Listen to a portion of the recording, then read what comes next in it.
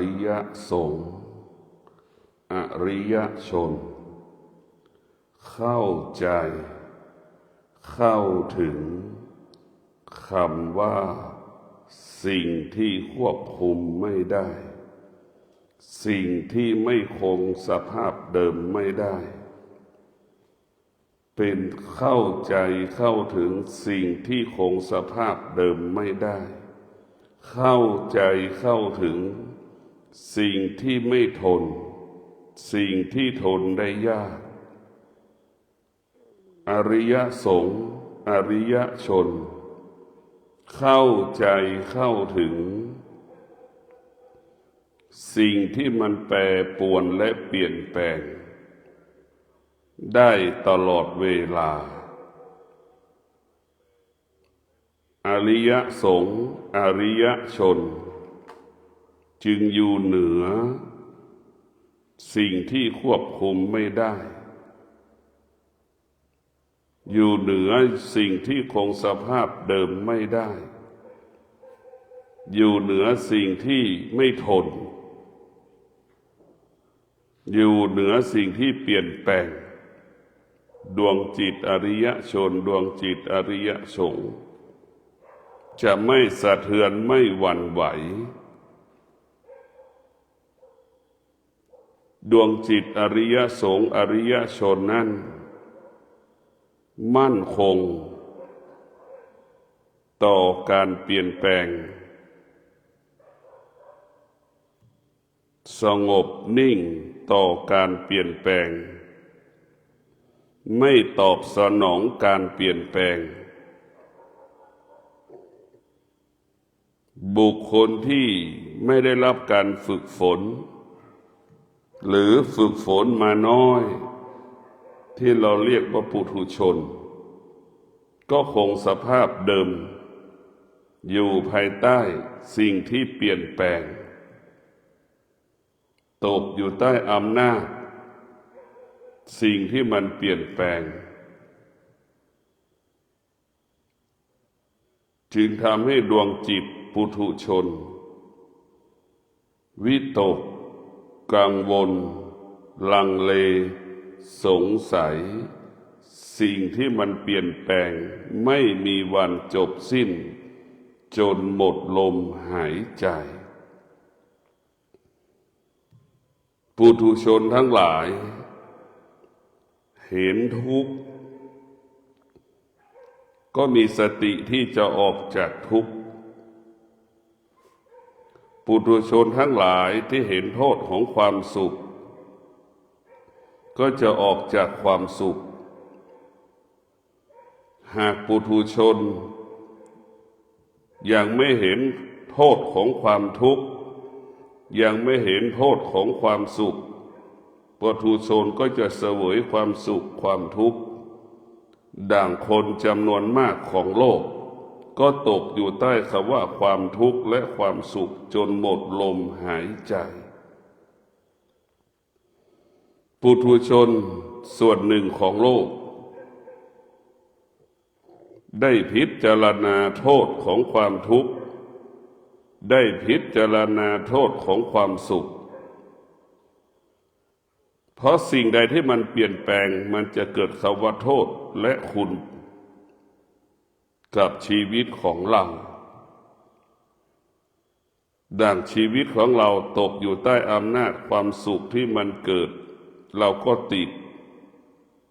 พอความสุขมันจากเราก็เสียใจเพราะเราไปติดอีก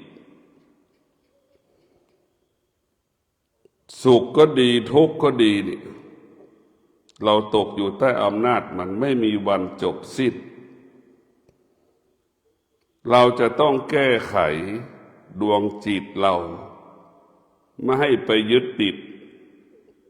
คำว่าความสุขคำว่าความทุกข์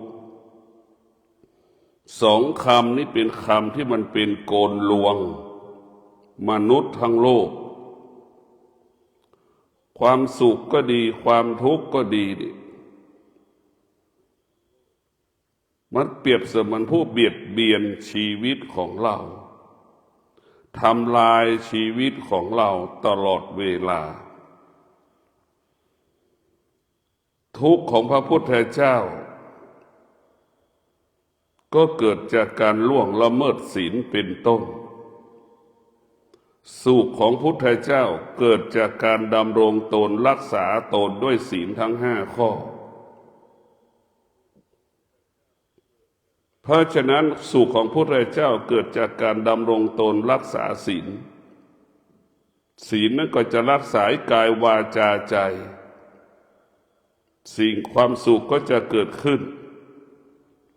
เมื่อเราดำรงตนด้วยศีลคำว่าวิตกกังวลจิตใจเราไม่เกิดมันก็จะเกิดคำว่าสงบหรือมันจะเกิดคำว่าความสุข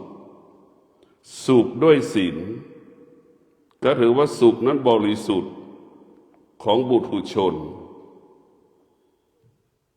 ยังมีบุถุชนกลุ่มหนึ่งที่สุขที่ล่วงละเมิดศีลเป็นสุขที่ไม่มีใครยอมรับปุถุชนที่ดำรงตนด้วยศีลเกิดคำว่าความสุขปุถุชนที่ล่วงละเมิดศีลเป็นบุคคลที่เกิดความทุกข์เป็นบุคคลที่ไม่มีใครยอมรับบุคคลที่ล่วงละเมิดศีลไปไม่ทำให้ดวงจิตเกิดคำว่าความทุกข์ทุกข์เกิดจากการล่วงละเมิดศีลเราจะฆ่าคนตายเราก็รู้ว่าเราฆ่าคนตายเราทำลายชีวิตคนเราก็รู้และเราก็จดจ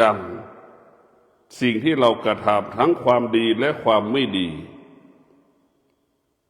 พอเมื่อเราคิดถึงความดีที่เราทำจิตมันก็เกิดปิติเกิดพลังยามที่เราคิดถึงสิ่งที่เราทำความไม่ดีมันก็ทำให้วิตกกังวลหดหู่ทำให้จิตไม่สงบทำให้กายไม่สงบเพราะฉะนั้นพวกเราทั้งหลายเรามีสติพิจารณาให้เราอยู่เหนือสุขที่มันเกิดให้เราอยู่เหนือทุกข์ที่มันเกิดจงเข้าใจว่าสุขก็เป็นปกติจงเข้าใจว่าทุกข์มันก็เป็นปกติไม่ควรมีเหตุผลไม่ควรสงสัยสุขที่มันเกิดทุกข์ที่มันเกิดแต่เรามีสติพิจารณายกระดับจิตของเราให้อยู่เหนือความสุขเรายกระดับจิตของเราให้อยู่เหนือความทุกข์ทุกข์ก็ไม่มีค่าสุขก็ไม่มีค่าเพราะเราอยู่เหนือสิ่งที่มันมีอยู่บนโลกใบนี้อยู่เหนืออารมณ์ของตนเองเราก็ไม่ทุกข์เราก็ไม่สุข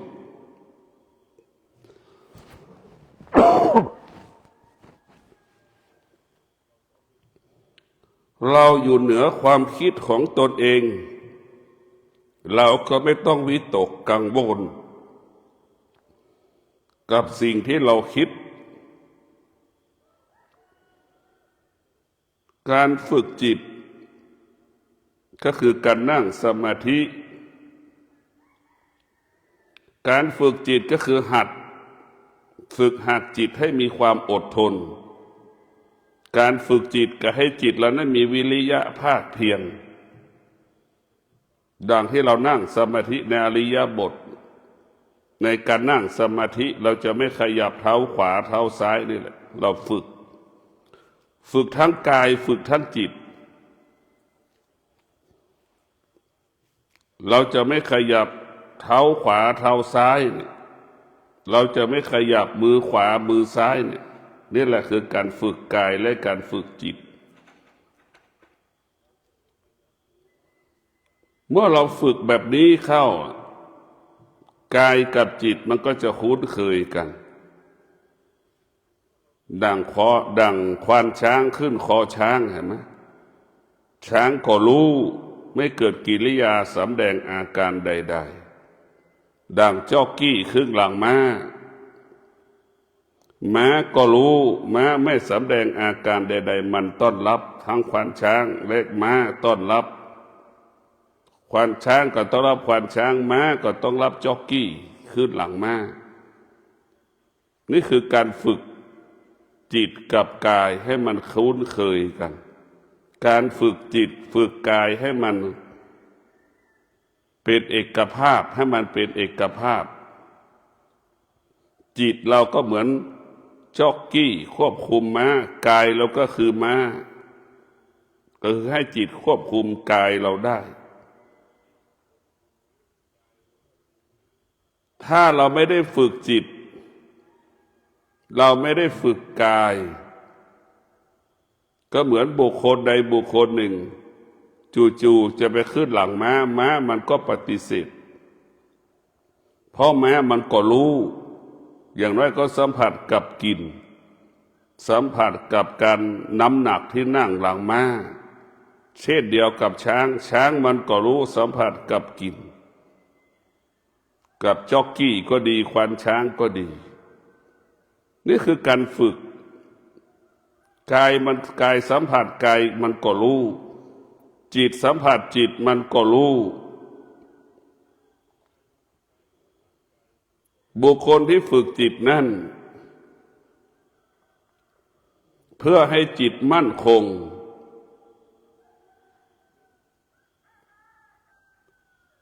บุคคลที่ฝึกจิตไม่ให้จิตหวั่นไหวบุคคลที่ฝึกจิตให้จิตรู้สิ่งที่จิตรู้เป็นสิ่งที่ควบคุมไม่ได้รู้ให้จิตรู้ร่างกายของเราคงสภาพเดิมไม่ได้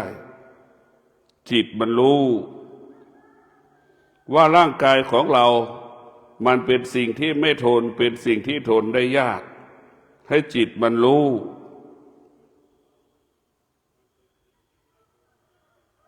ร่างกายของเรามันแปรปรวนเปลี่ยนแปลงตลอดเวลาให้จิตมันรู้เมื่อจิตมันรู้สิ่งเหล่านี้แล้วจิตมันก็จะไม่ตอบสนองเมื่อจิตมันรู้สิ่งเหล่านี้แล้วมันก็จะอยู่เหนือสิ่งที่จิตรู้การฝึกจิตให้จิตรู้อย่างเดียวเท่านั้นก็พอแล้วรู้ไม่ตอบสนองสิ่งที่เรารู้แล้วก็อยู่เหนือสิ่งที่เรารู้จิตมันก็สงบกายมันก็สงบหรือความสงบปรากฏขึ้นทั้งกายทั้งจิตคำว่าสบายกายเกิดคำว่าสบายใจเกิดคำว่าความสุขเกิด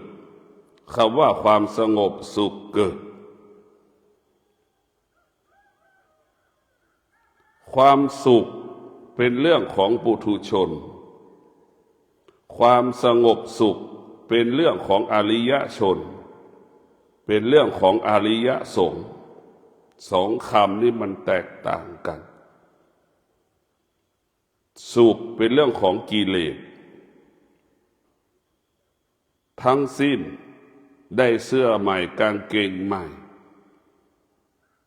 พระที่บวชแล้วจะสึกก็มีความสุขเพราะเกิดความอยากดีใจถ้าความสงบสุขนั้นเกิดจากการภาวนาเกิดจากการภาวนาแล้วเกิดปัญญาทั้งกายทั้งจิตเรียกว่ากายสงบสุขจิตสงบสุขคำว่าความสงบสุขมีตัวมีตนก็เปรียบเสมือนผลไม้ที่มันสุกแล้วผิวมันก็ละเอียดเนื้อมันก็ละเอียดนั่นแหละดวงจิตอริยสงฆ์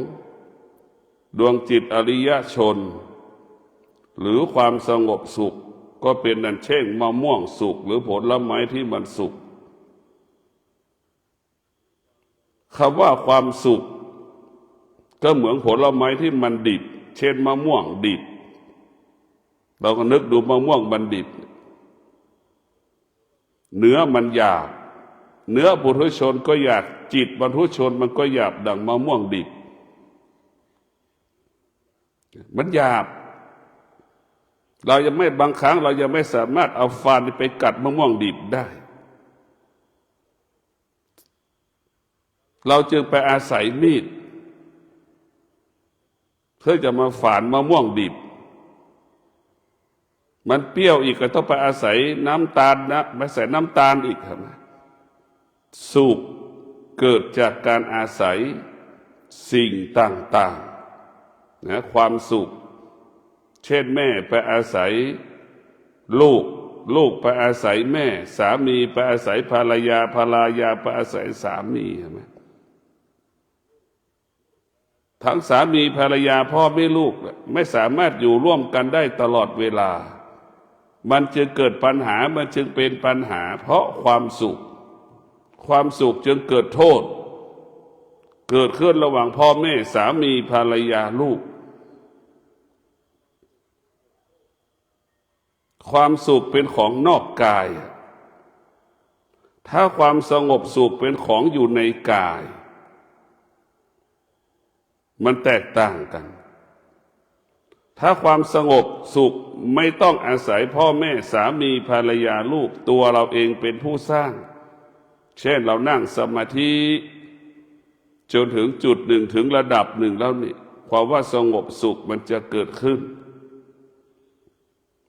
แล้วความสงบเหล่านั้นแหละมันจะแปลสภาพเป็นความสุขพ่อแม่ครูบาอาจารย์เรียกว่าสงบสุขด้วยปัญญาสงบด้วยปัญญาสุขด้วยปัญญาจึงไม่มีเหตุผลจึงไม่สงสัย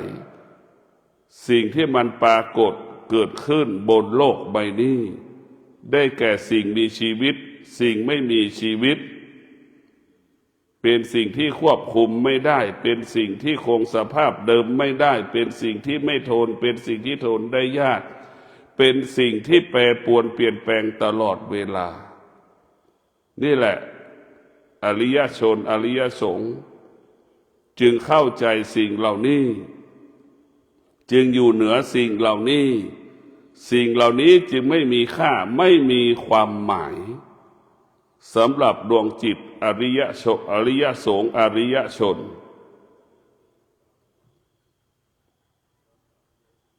ดวงจิตของปุถุชนนั้นตกอยู่ใต้อำนาจความสุขยึดติดในความสุขหลงในความสุขเกียจอยู่ในความทุกข์เพราะไม่เห็นโทษเพราะไม่เห็นทุกข์เพราะไม่เห็นสุขมันจึงเกิดคำว่าสุขจึงเกิดคำว่าทุกข์ถ้าเรารู้ว่าทุกข์ถ้าเราเข้าถึงความทุกข์เราเข้าถึงความสุขสุขไม่เกิดทุกข์ไม่เกิดหรือสุขมันไม่มีทุกข์มันไม่มี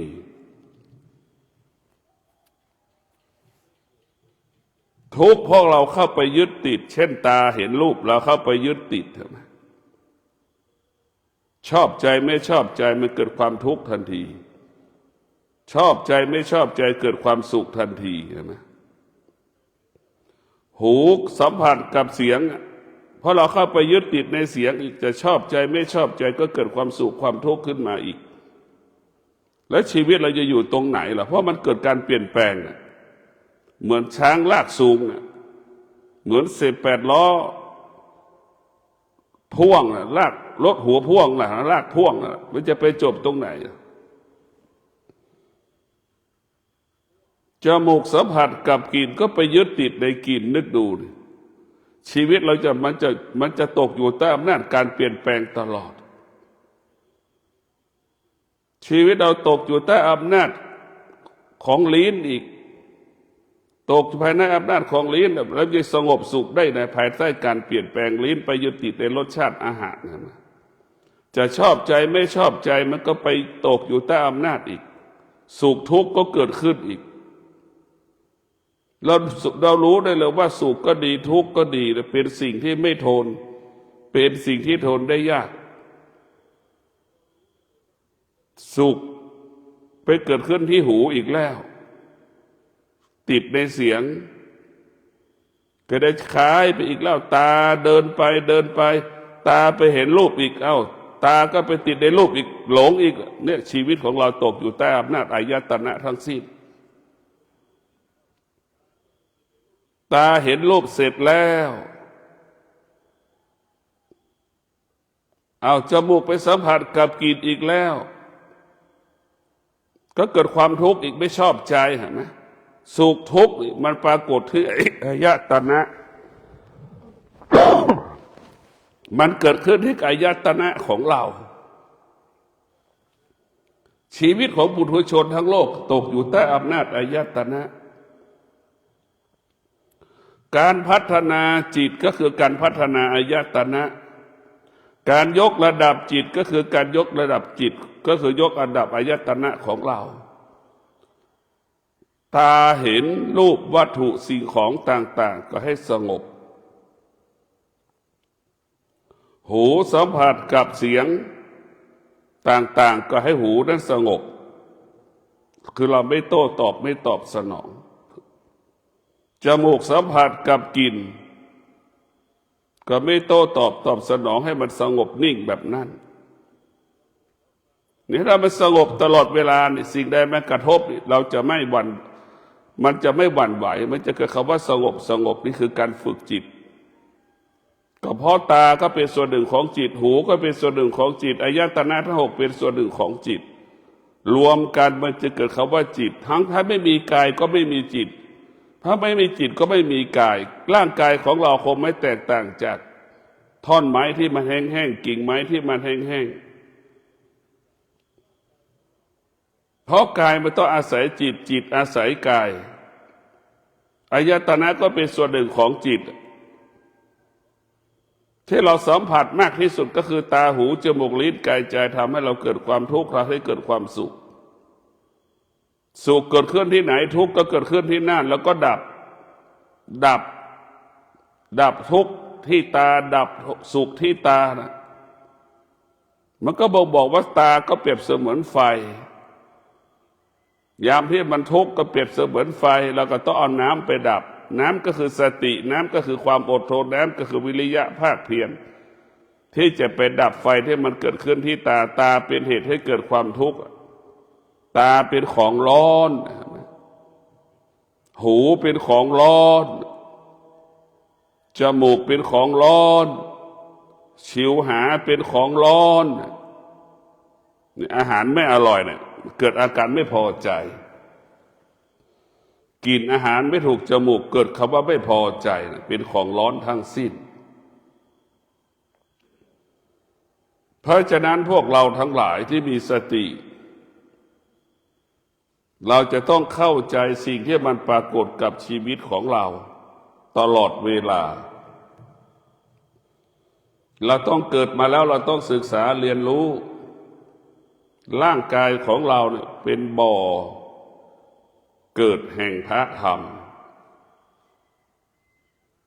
ถ้าเราไปอ่านพระไตรปิฎกเราก็ไปยึดตัวหนังสืออีกนั่นคือตัวหนังสือมันไม่ใช่ธรรมะธรรมะอยู่ที่กายกับใจเราเนี่ยความเจ็บที่มันเกิดขึ้นนี่คือธรรมะไอ้ความรู้สึกไม่พอใจคือเป็นธรรมะ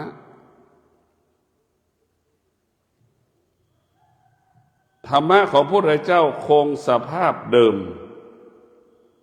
ธรรมะของพระพุทธเจ้าเป็นสิ่งที่ควบคุมธรรมชาติได้ร่างกายของเราเป็นสิ่งที่ควบคุมไม่ได้เห็นไหมแต่ธรรมะมันบอกมันสอนเรา ให้เรารู้สิ่งที่ควบคุมไม่ได้ได้แก่ร่างกายของเราได้แก่ความคิดของเราคำพูดของเราการกระทำของเรามันจะบอกจะสอนเพราะฉะนั้นธรรมะคงสภาพเดิมตลอดกาลเวลาคงสภาพเดิมดังคำว่าความอดทนมันก็อยู่ในร่างกายของคนทุกคนนี่คือธรรมะอยู่ที่กาย วิริยะภาคเพียรก็อยู่ในร่างกายของมนุษย์ทุกๆคนนี่คือธรรมะอยู่ที่กายศีลทั้ง5 ข้อก็อยู่ในร่างกายของคนทุกๆคน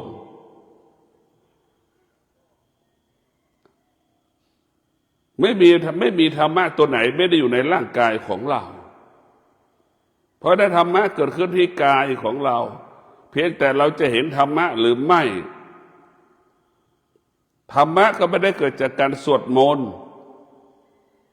ธรรมะก็ไม่ได้เกิดจากการอ่านหนังสือพระไตรปิฎกการอ่านหนังสือพระไตรปิฎกมันก็เหมือน Google เราเปิดทางแล้วมันพาเราหลงทางได้อ่านแล้วก็หลงทางได้ฟังธรรมเราก็หลงทางได้คิดเองเองแต่ถ้าเราปฏิบัติธรรมแล้วถ้าธรรมมันเกิดธรรมมันจะบังคับให้เราคิดดีพูดดีทำดีตลอดเวลา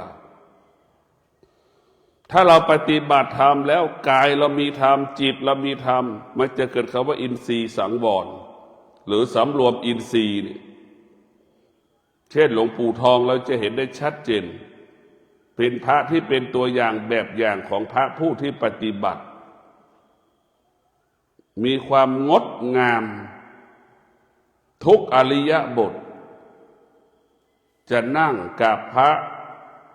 ก็มีความงดงามจะกราบพระก็งดงามจะขยับตัวก็งดงาม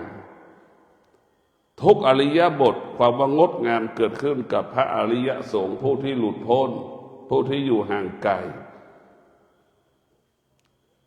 เราจะเห็นได้ว่าไม่ว่าพระหรือโยมที่เราจะเป็นปุถุชนนี่มันเป็นใจหยาบมันจะหยาบหมดมันไม่ละเอียดคำว่าละเอียดนั่นคือเกิดจากการฝึกจิตเหมือนข้าวแป้งเห็นไหมข้าวแป้งข้าวเหนียวแล้วเอาน้ำไปใส่ในแป้งข้าวเหนียวแล้วเอามือไปขยำเนี่ยข้าวแป้งกับน้ำจะติดมือเราหมดยิ่งขยำมากเท่าไหร่ขยำมากเท่าไหร่แล้วมันก็จะติดมือเรามากเท่านั้นแต่ถ้าเรามีความอดทนเรามีวิริยะเรามีภาคเพียรนี่ธรรมะแต่ไม่อยู่เหนือ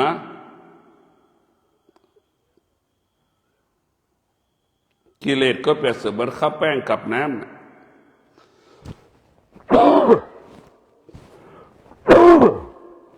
ข้าวแป้งกับน้ำธรรมะก็คือความอดทนธรรมะก็คือสติธรรมะก็คือวิริยะภาคเพียรเราขยำข้าวแป้งไปขยำไปสักพักเห็นไหมข้าวแป้งนั้นจะไม่ติดมือเราเลยข้าวแป้งนั้นจะไม่ติดมือจะไม่ติดถ้วยจะไม่ติดถาดเราต้องใช้เวลาการบำเพ็ญเพียรกายของเราก็จะเป็นดังเช่นถาดกิเลสก็คงเปรียบเสมือนแป้งไม่สามารถเกาะติดกายเราได้เป็นเช่นนั้นถ้าเราไม่อดทนเนี่ยเราจะไม่มีทางได้รู้ธรรมเห็นธรรมถ้าเรามีความอดทนและมีสติและมีความอดทนมีสติมีวิริยะภาคเพียรเราจะเข้าถึงธรรมเราจะเห็นธรรมหากเราขาดสติขาดวิริยะภาคเพียรขาดความอดทนเราไม่มีโอกาสเข้าถึงธรรมไม่มีโอกาสจะเห็นธรรมเราต้องใช้ระยะเวลายาวนานพ่อแม่ครูบาอาจารย์ว่าบางคนต้องใช้เวลายาวนานเป็น10 ปีกว่าจะเห็นธรรมเป็น20 ปีธรรมะกว่ามันจะเกิดเหมือนผู้ปลูกต้นตาลไม่ได้กินผลของตาลเห็นไหมไม่ได้กินตายก่อนก็ยังมีบางคนปลูกมะม่วง5 ปีได้กินผลแล้วบุคคลที่มาปฏิบัติธรรมไม่กี่ปีกี่เดือนเขาก็สามารถเข้าถึงธรรมได้มันขึ้นกับบุญบารมีที่เรากระทำไว้ในอดีตมันจะเกิดผลส่งผลให้การปฏิบัติธรรมปัจจุบันง่ายสะดวก ถ้าเราไม่เคยปฏิบัติธรรมมาแล้วในอดีตเรามาปฏิบัติธรรมณปัจจุบันมันจะเกิดกับเขาว่ายากว่าลำบากมันจะมีคำว่ายากคำว่าลำบากท้อถอยหดหู่เบื่อหน่ายไม่อยากจะทำไม่อยากปฏิบัติเพราะมันยังไม่คุ้นเคยแต่ถ้าเรามีสติเอาวิริยะไปควบคุมเอาความอดทนไปควบคุมจนถึงที่สุดแล้วมันก็จะคุ้นเคยดังคนที่ไม่เคยนั่งสมาธิก็มานั่งสมาธิภายใน7 วัน3 วันมันก็จะเริ่มรู้สึกคุ้นเคยนั่งสมาธิเมื่อใดจิตมันก็ว่างนั่งสมาธิเมื่อใดใจมันก็สบายใจนั่นแหละมันคุ้นเคยมันไม่เกิดอาการมันไม่สำแดงอาการจิตที่มันเป็นธรรมะจิตมันจะตื่นอยู่ตลอดเวลาจิตมันจะตื่นนี่พอถึงตี 3แล้วจิตมันจะเริ่มเกิดอาการเริ่มสำแดงอาการล่ะเพราะมันรู้ว่าใกล้ถึงเวลาที่มันจะตื่นแล้วนั่นแหละจิตมันก็ตื่นกำหนดได้ควบคุมได้จิตควบคุมจิตหรือสติควบคุมจิต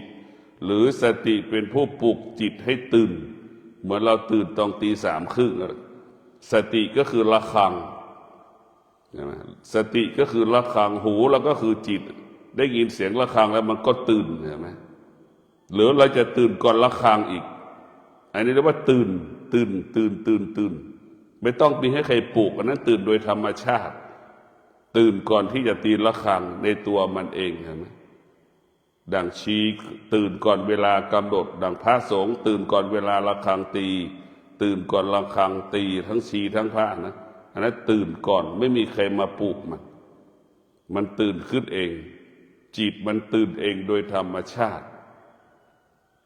เพราะฉะนั้นพวกเราทั้งหลายการฝึกจิต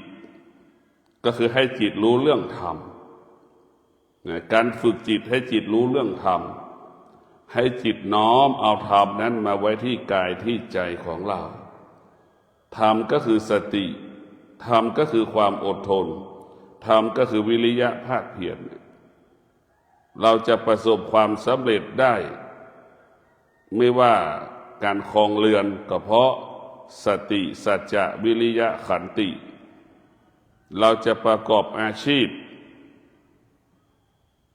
ประสบความสำเร็จได้ก็ต้องอาศัยสติสัจจะวิริยะขันติผู้ที่ปฏิบัติธรรมผู้ที่ประพฤติธรรมจะประสบความสำเร็จในการปฏิบัติธรรมได้ก็คือสติสัจจะวิริยะขันติเราจะบรรลุธรรมเห็นธรรมได้ก็เพราะสติสัจจะวิริยะขันติสติสัจจะวิริยะขันติเป็นบ่อเกิดคำว่าสำเร็จเป็นบ่อเกิดแห่งคำว่าสำเร็จใครก็แล้วแต่เมื่อดำรงตนด้วยสติสัจจะวิริยะขันติจะสำเร็จทุกคนคำว่าอริยสงฆ์ก็ประกอบไปด้วยสติสัจจะวิริยะขันติอริยชนก็ประกอบไปด้วยสติสัจจะวิริยะขันติเป็นผู้ที่ห่างไกลจากความทุกข์เป็นผู้ห่างไกลจากกิเลสเป็นผู้ตื่นต่อกิเลสเพราะฉะนั้นพวกเราต้องมีสติที่จะอดทนมีสติที่จะมีความวิริยะภาคเพียรเรียนรู้พระธรรมรู้เรื่องพระธรรมรู้เรื่องพระธรรมและยึดเรื่องพระธรรมเราก็ไม่มีโอกาสได้บรรลุธรรมเพราะเราไปยึดติดในธรรมอีกแต่พระพุทธเจ้าสอนให้เราอยู่กับปัจจุบันก็คือลมหายใจเข้าอยู่กับปัจจุบันคือลมหายใจออกให้เราอยู่กับปัจจุบันหายใจสั้นเราก็รู้ให้อยู่กับปัจจุบันหายใจออกเราก็รู้ให้เราอยู่กับปัจจุบันให้เราอยู่กับปัจจุบันเท่านั้นถ้าเรามีสติเราก็ไม่มีอดีตไม่มีอนาคตหากเราขาดสติเมื่อไหร่อดีตอนาคตจะปรากฏเกิดขึ้นที่จิตใจของเราแล้วมันก็จะครอบงำจิตใจของเราแล้วมันก็ส่งผลเกิดผลให้จิตใจของเราสะเทือนหวั่นไหว วิตกกังวลทุกข์ทรมานลำบากนี่แหละคือเราขาดสติ พวกเราทั้งหลายต้องมีสติ เมื่อเรามีสติมันก็จะทำให้กายวาจาใจของเราดำรงตนด้วยศีลสมาธิปัญญาเห็นศีลสมาธิปัญญาเป็นอาหารเห็นศีลสมาธิปัญญาเป็นดอกไม้เครื่องเป็นดอกไม้ชนิดของโลกเห็นศีลสมาธิปัญญาเป็นเครื่องประดับเห็นศีลสมาธิปัญญาเป็นเภสัชยาชนิดของโลกเห็นศีลสมาธิปัญญานั้นเป็นอาหารชั้นหนึ่งของโลกเป็นเครื่องมือที่ดีที่สุดในโลกศีลสมาธิปัญญาเป็นเครื่องมือของอริยชนเป็นเครื่องมือของอริยสงฆ์เพราะฉะนั้นอริยสงฆ์อริยชนจะดำรงตนด้วยศีลสมาธิปัญญาเป็นหลักเพราะฉะนั้นพวกเราที่มีสติก็ขอให้พวกเรานั้นได้ระลึกถึงพระวิปัสสนากรรมฐานพระวิปัสสนากรรมฐานพระสมถกรรมฐานตลอดเวลาพระวิปัสสนากรรมฐานพระสมถกรรมฐานก็เปรียบเสมือนเครื่องกรองน้ำเราจะเห็นว่าเครื่องกรองน้ำที่เราน้ำมาดื่มมันเป็นกระบวนการมีหนึ่งมีสองมีสามมาจากกันกรองพระวิปัสสนากรรมฐานพระสมถกรรมฐานก็เหมือนเครื่องแยกรีไซเคิลเห็นไหมแลกเครื่องคัดแยกขยะเศษหินเศษดินเศษทรายของแห้งของเขียวของเหลวออกแยกออกจากกันสีพระวิปัสสนากรรมฐานหรือพระสมถกรรมฐานก็เหมือนบุคคลที่ไปจัดคลุภัณฑ์สิ่งของต่างๆให้เป็นหมวดหมู่ดังคือเราของซูเปอร์มาร์เก็ตเห็นไหมเหมือนศูนย์การค้าอันนี้โซนรองเท้าเห็นไหมอันนี้โซนแว่นตาเห็นไหมอันนี้โซนเครื่องประดับมันจะแยกแยะแบบนั้นแหละมันจะแยกแยะแบบนั้นอันนี้โซนเสื้อผ้าเครื่องครัวเรือนอย่างนี้เฟอร์นิเจอร์อย่างนี้เครื่องประดับเนี่ยมันจะแยกแยะแบบนั้นแหละมันจะให้เราเห็นให้เรารู้แล้วก็ให้เราง่ายและสะดวกในการดำเนินชีวิตของเราการที่เราบวชก็ดีบวชก็คือการละการสละรูปแบบเนี่ยเช่นเรามาบวชชีพราหมณ์แล้วก็ละรูปแบบจากเสื้อสีขาวเนี่ยเราเกิดมาทั้งชีวิตเราไม่ได้เคยได้ใส่เราก็มาใส่ได้7 วัน 7 คืนเห็นไหม9 วัน 9 คืนอย่างเงี้ยนี่แหละคือละรูปแบบสละสภาพเดิมวัน7 วัน 9 วันเราใส่เสื้อกี่สีนึกดูในกางเกงกี่สีนึกดูกันแล้วกันเราตอบสนองความรู้สึกของเราในกี่ร้อยครั้ง แต่พอเรามาบวช9 วัน 7 วันนี่เราฝ่าฝืนความรู้สึกเรากี่ร้อยครั้งเราไม่ตอบสนองความรู้สึกของเรากี่ร้อยครั้งมันไม่มีได้แต่ได้มันไม่มีคำว่าเสียธรรมะของพระพุทธเจ้าในคำว่าไม่ได้มันก็ซ่อนอยู่คำว่าได้อยู่ในคำว่าได้มันก็ซ่อนอยู่คำว่าเสียอยู่มันมีหงายมันมีคว่ำให้เราเห็นทั้งสองอย่างเนี่ยเรามาปฏิบัติธรรมเนี่ยอย่างน้อยได้ละรูปแบบหรือการนั่งสมาธิไม่ตอบสนองความคิดของตนเองไม่ตอบสนองความรู้สึกของตนเองฝ่าฝืนความรู้สึกของตนเองเห็นไหมไม่ตอบสนองความฝ่าฝืนความคิดของตนเองนี่แหละคือประโยชน์มหาศาลเมื่อเราฝ่าฝืนเมื่อเราฝ่าฝืนมันเมื่อเราไม่ตอบสนองมันก็ไม่มีค่ามันก็ไม่มีความหมายเดี๋ยวมันก็จากเราไปเดี๋ยวว่าเราอยู่เหนือสุขอยู่เหนือทุกข์นี่เราไม่ตอบสนองมันเราก็อยู่เหนือมันแต่ส่วนมากเราไปตอบสนองมันหมดทุกข์เกิดก็ไปตอบสนองมันจึงเกิดคำว่าทุกวันจนเราตายสุขเกิดเราก็ไปตอบสนองมันก็เพราะมันจึงเกิดสุขจนเราตาย นี่สิ่งที่เราให้ค่าทั้งหมดมันก็คือทำให้เราทุกข์ทั้งสิ้นเราให้ค่าสิ่งใดสิ่งนั้นจะทำให้เราเกิดความทุกข์ก็ขอให้ท่านทั้งหลายเข้าใจเข้าถึงคำว่าสิ่งที่ควบคุมไม่ได้จิตเราปกติเข้าใจเข้าถึงคำว่าสิ่งนั้นคงสภาพเดิมไม่ได้จิตเราก็ปกติสงบเข้าใจเข้าถึงว่าสิ่งต่างๆที่เราสัมผัสรู้สึกเป็นสิ่งที่ไม่ทนเป็นสิ่งที่ทนได้ยากจิตเราก็ปกติเข้าใจเข้าถึงร่างกายของเราจิตใจของเราแปรปรวนเปลี่ยนแปลงตลอดเวลาจิตเราก็ปกติก็ขอให้ท่านทั้งหลายมีสติอยู่เหนือสิ่งที่เรารู้มีสติไม่ตอบสนองสิ่งที่เรารู้มีสติไม่ยึดติดสิ่งที่เรารู้กายและจิตสงบนิ่งอยู่เหนือสิ่งที่เรารู้คำว่าสบายกายคำว่าสบายใจเกิดขึ้นกับจิตใจของเราขอเจริญพร